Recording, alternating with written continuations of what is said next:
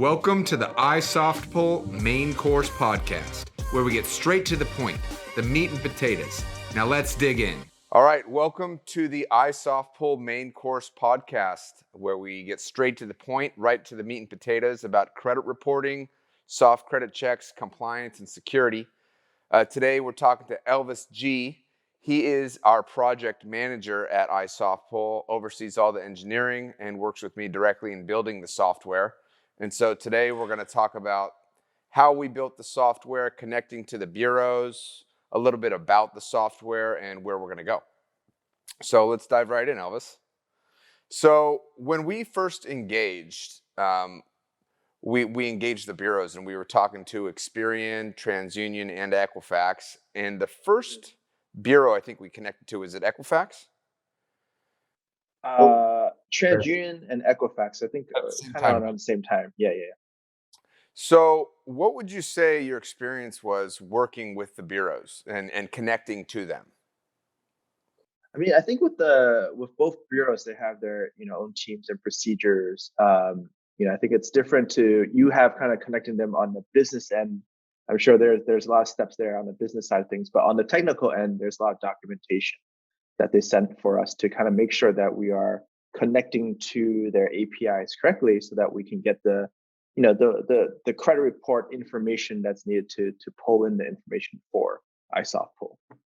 So did it come as a direct feed, or was there a sandbox environment? How did you go about ingesting the data, right? How did you connect?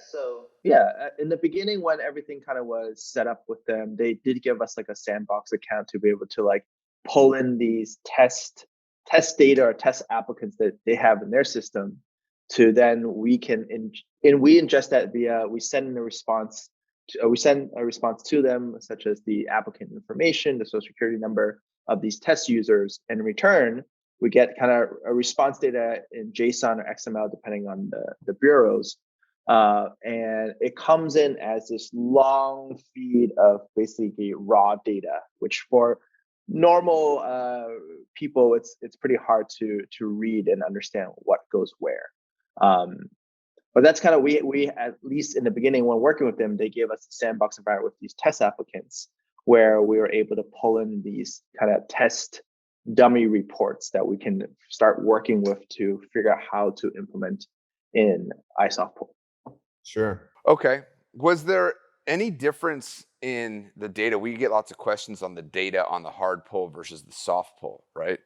How was it your experience dealing with the data on a hard pull versus a soft pull? Is it the same feed, different connection points? Is it the same? It's just code based? So at least on our end, pulling the data, much of it actually looks the same to us. It's really when we send over the information to the bureaus, we need to specify, are we sending a hard pull request or a soft pull request?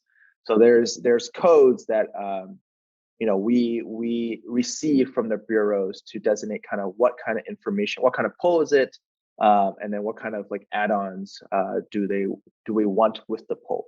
But at the end of the day, like the response we get with them is still whether a JSON or XML feed of data. The complexity here is that there's just a lot of data with many different kind of elements to the data. So I would say majority of the time we captured a lot of that data, but there's certain instances, I'm sure with certain applicants, that their reports are a little bit different or unique compared to the majority of people. And so sometimes, whether it's hard pull or soft pull, some of the data coming in may be an outlier that needs to be, that we need to digest and make sure we display properly on our iSoftpull platform. Sure, and let's talk about that, because we were going through this in the beginning, and it's different data every single time, meaning that sometimes people won't have a credit card, they'll only have a revolving account. Or some people will only have mortgage trade lines, but they won't have a credit card, right? And so the elements that come back are different on the underlying trade lines, right?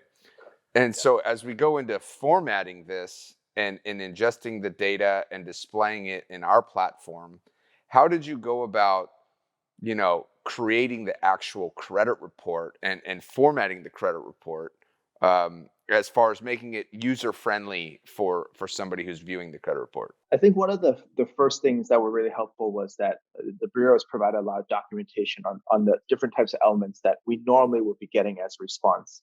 So, for the people listening or viewing, you can imagine, right? There's a element called score, and in code at least, it'll be like score, and in between score and score, there's the actual number where the score is, right?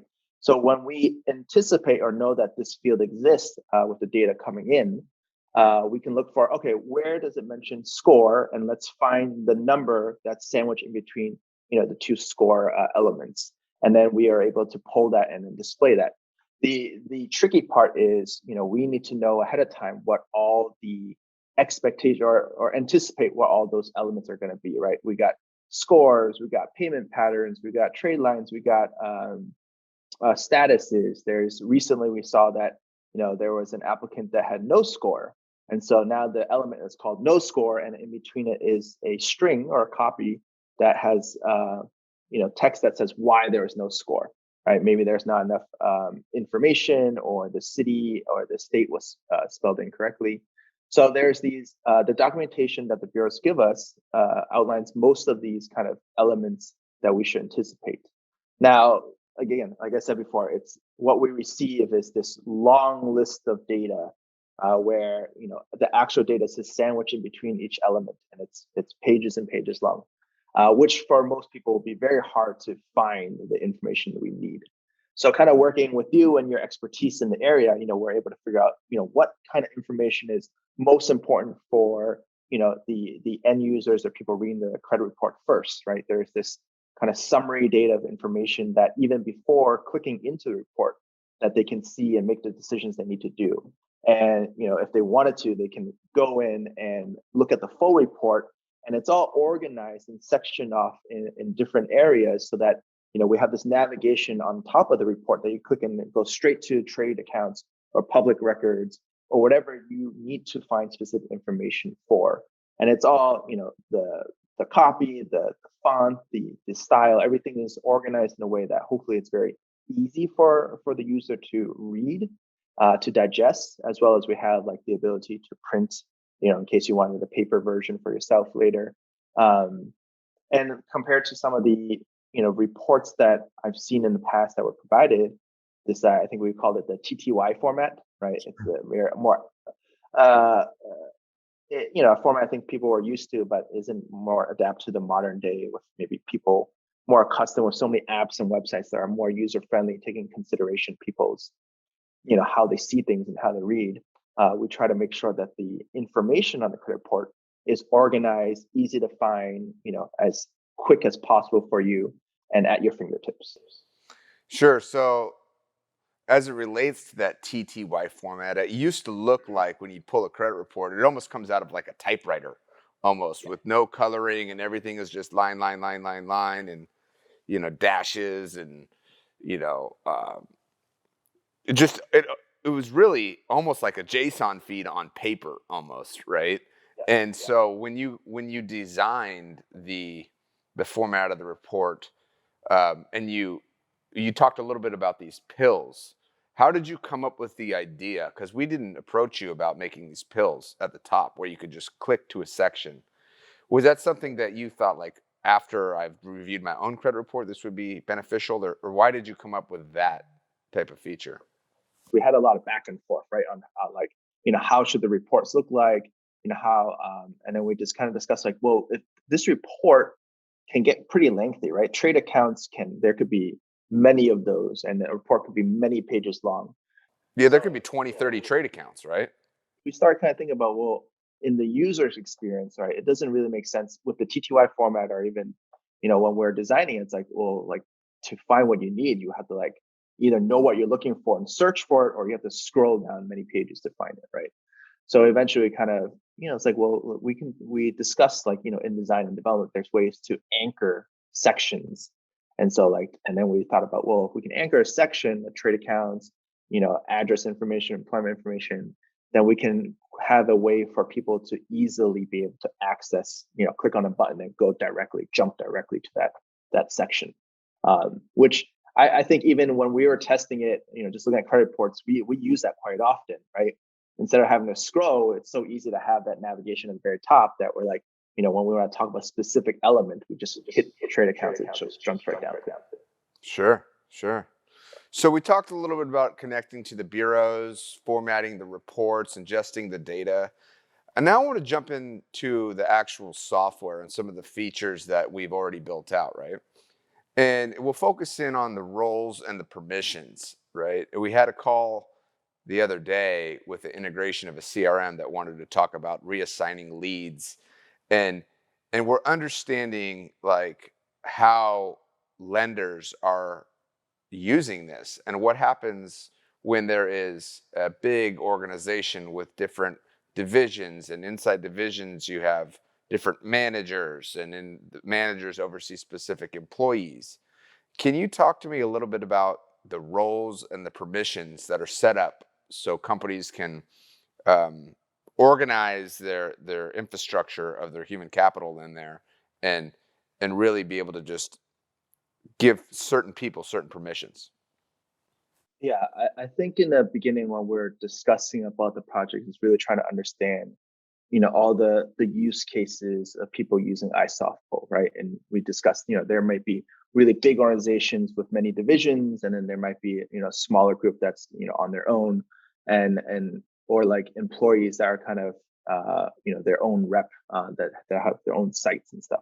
And so it's got complicated. There's like a lot of different things. So we try to think of ways where, with there's flexibility with the roles and what you can do within the platform to have it kind of work within your, within the user or the company's workflow. So like currently we have, the highest role permission that we have right now is called like the super admin. There's one for every kind of company or client that you have.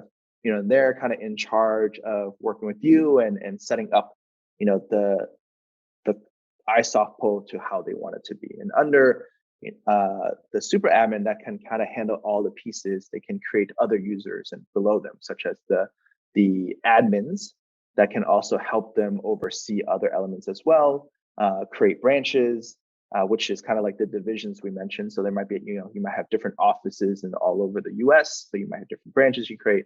And then within those branches, you might have like a branch manager or a few branch managers that oversees that. And then within each branch, there's employees. And so each of these roles, from employees, managers, admins, and super admins, they have certain level of permissions that allow them to do certain things. For example, everyone can pull in, applicants and leads, but only certain people can see the leads that they pulled in. So employees can't see other employees' leads or applicants because those are the leads that they're in charge of.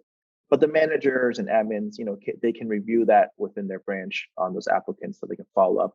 And like we said before, we did talk to someone where, like sometimes employees do leave the company or something happens where the leads of an employee does need to get transferred to another lead. So, we're trying to take in consideration many of the use cases to provide value for, the company is using iSoftpull so that, fits within the needs that they work with. So would you say that you've designed it so a big corporation with multi divisions can use it, but what about the entrepreneur who just has themselves or maybe their partner or their spouse working in the company? Is it complex for them, or how do you handle that? It sounds like it's No, not at complicated. all. I mean, if it's just you or a few people, you yourself would be the super admin, right? And then you just have the ability to pull in, leads set up to yourself. If you have more people, as your company grows, you pull in maybe, whether it's your partner or a fellow co-founder, whoever it is, you pull them as admins, and you just kind of create the roles and branches you need as you grow. But in the beginning, it just could be you as a super admin that can do everything you want on the platform. So we talked a little bit about roles and permissions and how to set it up for different companies. Now I want to talk about how people actually use the platform, right? In the beginning, we made the decision to go with a web-based version instead of a desktop application. What do you think made us go in that direction? You as a designer and as the project manager, what's the benefits to having it in the cloud versus a desktop app? Yeah, I think when it's in the cloud, and you can see a lot of companies moving in that direction, it provides, us as the developers and the people in charge of the software a lot of control, right? Security controls, managing the IP. So for example, we don't want, countries outside of the US potentially using the platform. And so we have, once we have control of the platform, we can also make updates and push updates easily, right? When it's on the cloud. And it's hosted on AWS, which a lot of other companies use, which provides a lot of security and privacy out of the box, as well as things that we can add onto it to make sure it's more secure. Again, back in the day, a lot of people would use, would have like a CD that they would then put into their computer, download the app, and that's it, right? You have it then and there and use it, but it doesn't, for today's world, it doesn't allow, like if you had a new version and then you want to update it, you would probably have to go buy, you know, the next version, right? The CD of that one. So we can continue this, like when there's changes, requests, and we add new features, right? We can just push that over to the cloud. And since it's on, like you said, the browser, they would see those new changes and updates right away. Yeah, I agree with that. And you mentioned a good thing about getting feedback from users. So let's go in that direction and easily updating the platform. So you mentioned that when we used to buy, let's say, a copy of Adobe, or we'd buy something, we'd install it. If you wanted the new version, which was released once a year or once every 2 years, right? You'd have to go buy the new version, get the key, install it, download it, right?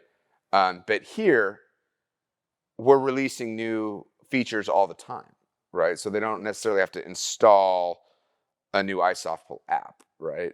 Can you talk to me a little bit about these sprints and updating new things all the time and how we go about updating and user feedback? So there's this methodology, I think, that was used in the past more widely, called waterfall, where it's like, all right, we figure out what the product we want is, we do our research and development, and then we kind of, we build the whole product from beginning to end, which may take a year or two. What happens though is, after you finish in a year or two, the market has changed, right? People's, what they want has changed, and maybe what you spent, what was relevant a year or two ago is no longer relevant, once you release the product. And so now we have this kind of agile methodology where, we're constantly, which is, I think, very, I'm a supporter of, is always constantly getting user feedback and just releasing these small little features over time as quickly as possible to test and get feedback to know, is this something of value? If not, let's roll it back. Let's change it up to make sure that what we're releasing has value to the user at the end of the day. So we have these sprints that we usually, it takes about 2 weeks, and we do some, we get some feedback from users. We put it in a sprint. We design it, we develop it, we test it, and then we kind of release it within like 2 to 3 weeks process, and then we get feedback from there. And then so we just continually, as we're getting feedback, releasing new features, we're making the platform kind of innovative and new and useful in real time almost, right? As opposed to waiting a year or two, we're able to listen to our users. We have like ticketing system, you have direct connections. I'm sure you reach out to them and we get all this feedback. It's like, oh, I need to use it for this case. And then if we, once we do a research, we understand that seems like a very valuable feature to add. We can do so quickly, right? And not bundle a bunch of 100 features and wait 2 years to release it. And do a yearly update or something like that, right? Exactly. So that's good. So, and getting the feedback, what we've done is we've installed this chat app inside of our software. I just wanted to touch on that, where people who have questions or want support or want feature requests can do so right in the app, right? And I wanted to touch a little bit on app queues. And I know that's not primarily your function, but you did oversee the installation, so to speak, of the app queues and the training. And I think you have some good input on that and valuable on these tool tips. Can you talk a little bit about, a first run through of the platform and what that's like for somebody? And let's do it in the Yeah. context of onboarding, right? Mhm. Let's touch on onboarding there too. Yeah, so I think once a user has been invited into a platform and they sign up, right? They instantly get welcomed into the platform and introduced what this platform is. But there are kind of already with iSoftPull, there's a lot of things that you can do, and we want to make sure as part of the onboarding for this user to kind of be acquainted with all the different features and make sure they know how to best fully take advantage of what iSoft can provide them. And so like there's you do one feature, it'll tell you to like here's where you can pull a credit report, and it'll point to you where the button is so you won't be confused. It'll give you some explanation. We'll run you through some videos explaining how things work. Then you can it's step by step introducing you to you for the first time, right? Almost as if if you're trying to learn a program for the first time, there's someone next to you that's explaining to you how it works. Instead, we have it in tooltips and videos throughout the platform when you first sign on. So once you kind of go through that process and you're familiar, it's done. You know the platform, you're comfortable with it, and you can use it, however you like without having to keep asking questions. Although, like you said, we do have a chat bot there. If you ever have questions or don't understand something, I think one of the values that iSoftpull can provides well is the customer service, right? And being able to help the needs of the user as soon as possible. Sure. And so let's talk about onboarding in these test applicants that we created so people could run credit reports without actually running a credit report. Because that's something that people often ask us, right? They want to learn to use the platform, or they want to see it work. But guess what? In order to see it work, you're going to actually have to pull somebody's credit report. And unless you have the written consent to do it, you can't do it. So it's kind of like this push back and forth of like, how do I learn to use this platform? How can I see it work without actually pulling live data? So can you talk to me a little bit about that framework and how you guys set up that onboarding phase before somebody's actually live? Yeah. So like I think you mentioned, there are kind of two phases. There's, for the user, there's this onboarding phase, and then later there's kind of like the live active phase that they're in. And the whole point of the onboarding phase is really to allow the user to be very comfortable with using a platform, to experiment, try to figure out how they might want to use the platform in their use case without having the concern of, oh crap, I pulled in a real credit report, I didn't get consent that I needed, or whatever it is, right? We created these dummy reports similar to how the bureaus had test applicants. We also have these kind of test applicants and dummy reports that you can run and kind of see what a report looks like, see the value it gives you, see, in the future, we're also going to be having more functionality that you can be testing before you actually start using it. And so the idea here is to try to get the user comfortable, knowing how to use the platform before they actually dive right into it and start actually pulling real applicant data and using it in their company. Nice. So we'll finish off with talking about what you see the future of iSoftpull is and the next kind of iterations over the next 9 months. Not really long term, not 5 years, but what are the next, at the end of 22, where's it going to be? Let's talk about some of the newest releases that the team is working on right now. Yeah, I think at first, at the core of iSoftpull is obviously making sure we can pull in credit reports that are very user friendly, easy to read, and just that part has been done well and has value there. There's other features that iSoftpull have, as like all the roles and branches you can rate. You can run tests as well, but starting to think through, okay, well, there are a couple elements to think through for the credit report. One is, are there different ways that I can run a credit report that's sort of in my current company's journey or flow? But also, what happens after you have a credit report? So, kind of one of the things that we are, working on right now is you have a credit report, but there's kind of decisioning that usually happens with a credit report that some of that could be automated. And so we have this kind of upcoming feature called intelligence, where you can specify a score limit. And so when a applicant comes through with a certain score, if they pass, if they're above that score limit or below, then you can make some decisioning off of that, right? Without having to look at every single report in detail every time to make a decision unless you want to. So there's this kind of more automated approach that hopefully will provide users value, where you can create intelligence that has a score limit, and you can set actually multiple score limits or for a waterfall effect. So like if they don't pass this intelligence, maybe they'll pass the second intelligence or third intelligence. And part of this automation is, if they pass, you can set up this message, right?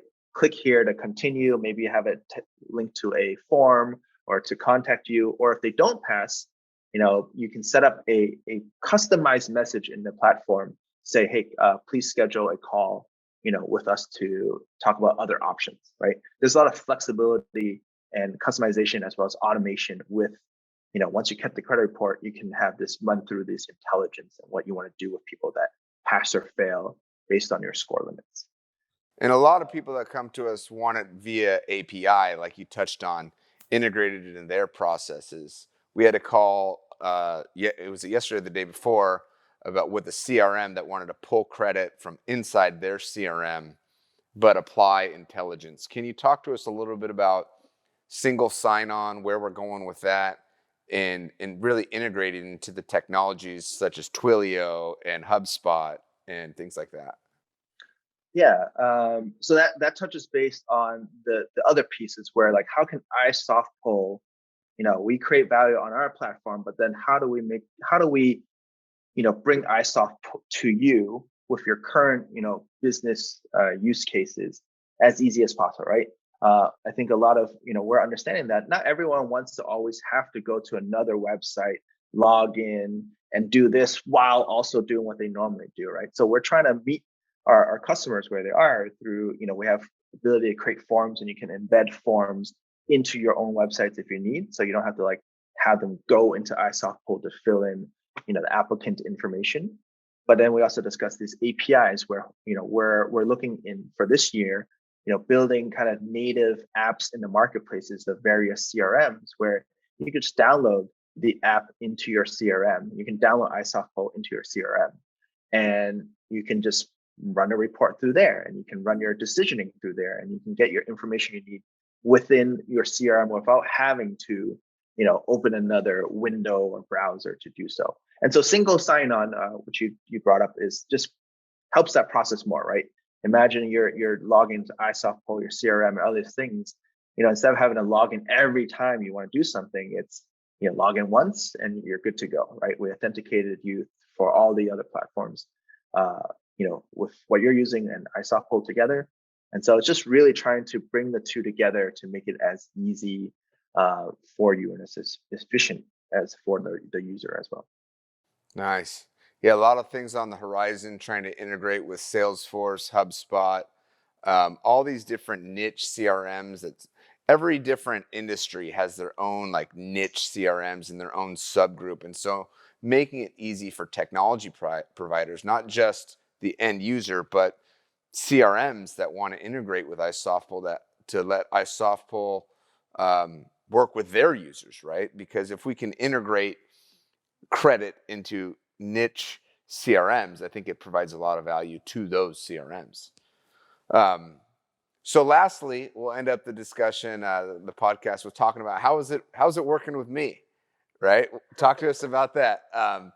I know I come to you every single day and say, hey, can we do this? Can we do that? And your team's always like, yeah, we can do this. We can do that. And really peeling back that onion. Just talk to me briefly how it is working with the team here and the leadership team here of deploying these new features and really just working with us from that perspective. Yeah, I mean, I'll say this. I work with many entrepreneurs, and I even went to school for entrepreneurship. And there's entrepreneurs that kind of have an idea and they're kind of building it for themselves, right? It's like something I want to use or something I think will have a lot of value. I think what you and your team bring is that you have years of experience working with so many different clients, and you are not pushing ideas that you want.